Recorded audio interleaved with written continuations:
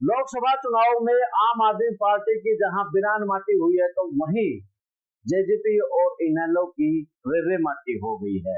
इन चुनाव में अब आंकड़े उठाकर देखा जाए तो आम आदमी पार्टी जो कह रही थी कि हम प्रधानमंत्री अरविंद केजरीवाल को बनाएंगे, तो दूसरी तरफ दिग्विजय सिंह चौटाला से लेकर अजय सिंह चौटाला तक हुंकार भर रहे थे कि हिसार और भिवानी से हम चुनाव जीतेंगे। लेकिन जब उनको आसमान चुनावी मैदान में नैना चौटाला के साथ में दूसरे पार्टी के कार्यकर्ताओं को उतारा गया, तो उनकी रेरे माटी होती नजर आए। दूसरी तरफ इनेलो की भी बात करें तो इनेलो की रणनीतियां में कहीं ना कहीं कोई खामियां रही हैं, तभी तो अब इनेलो का भी सिस्टम खराब होता नजर आ रहा है।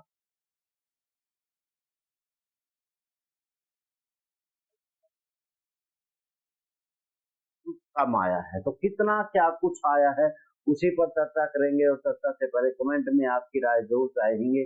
क्या लगता है आपको कि लोकसभा चुनाव में जिस प्रकार से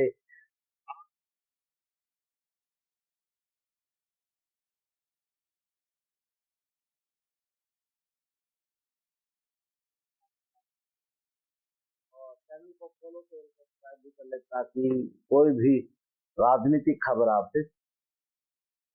नमस्कार, राम राम, मैं हरियाणा न्यूज़। चुनाव हो चुके हैं, तो ऐसे में एनडीए और इंडिया में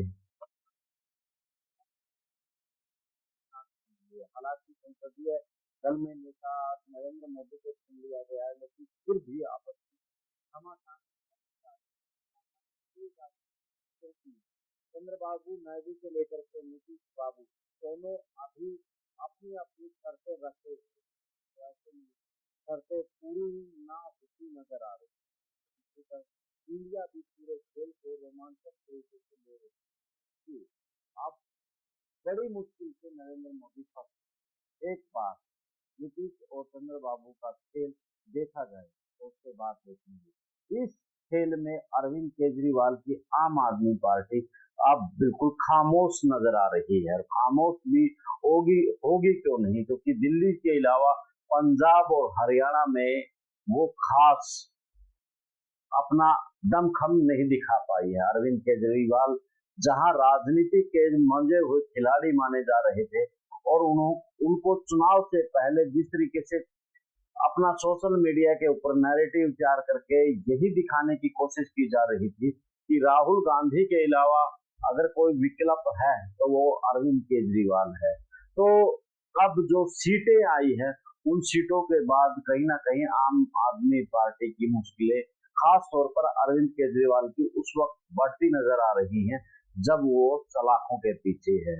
दिल्ली में बेशक से आम आदमी पार्टी है, पंजाब में बेशक से आम आदमी पार्टी है, लेकिन लोकसभा के चुनाव में वो बेहतर परिणाम नहीं दे पाई है। बात करें दिल्ली की, तो दिल्ली की जो 7 सीटें हैं, 7 सीटों के ऊपर एक भी सीट के ऊपर अपना दमखम हाल फिलहाल हाल फिलहाल यानी कि चुनाव के दौरान वो नहीं दिखा पाई है। तो वहीं पंजाब की बात करें तो पंजाब में परिवर्तन के नाम पे आई आम आदमी पार्टी के कुछ दिनों के बाद जब उपचुनाव हुआ था, और उस सीट पर हुआ था जहां पर भगवत मान सीएम बने थे, तो उपचुनाव में ही वहां से सिमरनजीत मान चुनाव जीत गए थे। यानी कि आम आदमी पार्टी की परिवर्तन की हवा तो तभी निकल गई थी। उसके बाद की बात करें तो अब महज 3 सीटें ही आम आदमी पार्टी वहां पर जीत पाई है। तो आम आदमी पार्टी के लिए अब जो बुरा दौर है वो स्पष्ट तौर पर नजर आ रहा है।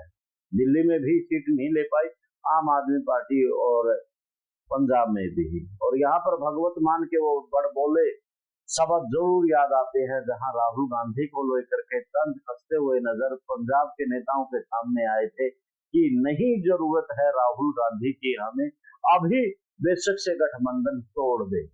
अब कांग्रेस ने वहां पर 8 सीटें जीत ली है, तो आम आदमी पार्टी वहां पर महज 3 सीटें ही जीत पाई है। निर्दलीय भी वहां पर 2 चुनाव जीत गए हैं, तो आम आदमी पार्टी के लिए कहीं ना कहीं चिंताजनक है। इसके बाद बात करें जेजेपी की। तो जेजेपी जो 2019 के चुनाव में चाबी के साथ विधानसभा का ताला खोलने वाली बात करने वाली, अब 1,12,000 के लगभग वोटों पर वो सिमट गई है 10 की 10 विधानसभा में।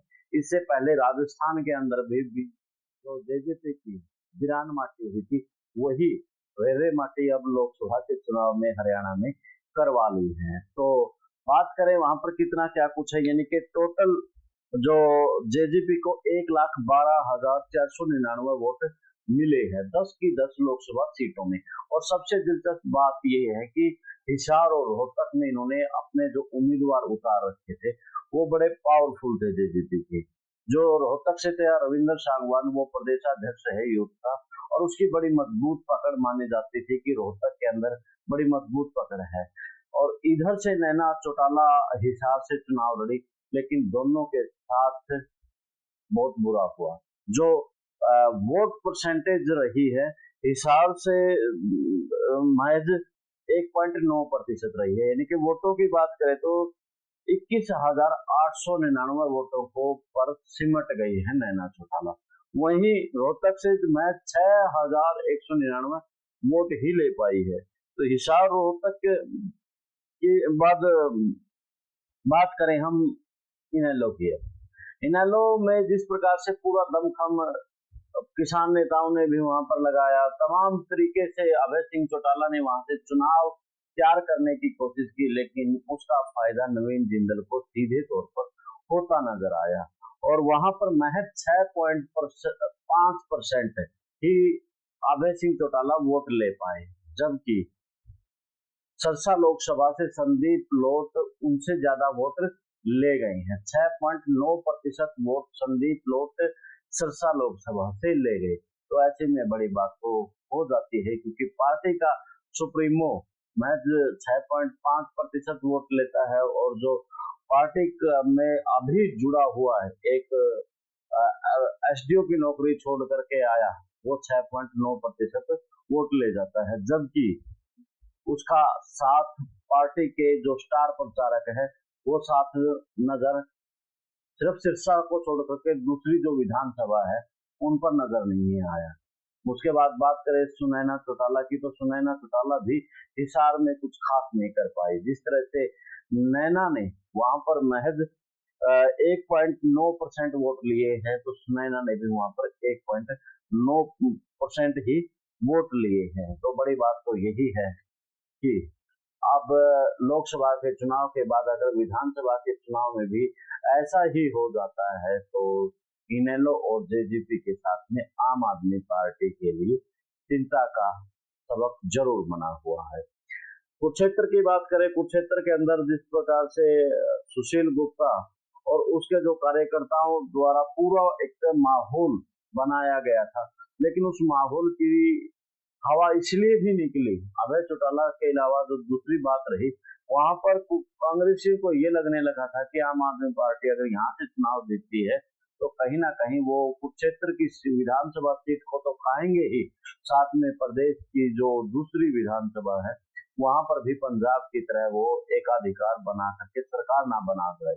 यानी कि उस डर से भी कहीं ना कहीं कांग्रेस ने जो सूत्र बता रहे हैं, जानकारियां मिल रही हैं, वहां से चर्चाएं हैं वहां पर, तो ये सब कारण रहे हैं वहां से कुरुक्षेत्र से आम आदमी पार्टी के चुनाव के हारने के। अब जेजेपी के आप सभी को पता है कि 2019 के चुनाव में अगर वो भाजपा के साथ नहीं जाते तो ये हाल उनका नहीं होता। तो इनेलो की बात करें तो इनेलो की जो दो फाड़ हुई है और उनकी जो रणनीति रही है वो खास तौर पर जिम्मेवार रही है। तो आप इस वीडियो पर अपनी राय जरूर दें। देश और प्रदेश खबरों के लिए देखते रहिए विश्व प्राइम न्यूज़ और हरियाणा न्यूज़। दे मुझे इजाजत, मिलते हैं कि नए मुद्दे के नए विषय के साथ। जिंदाबाद।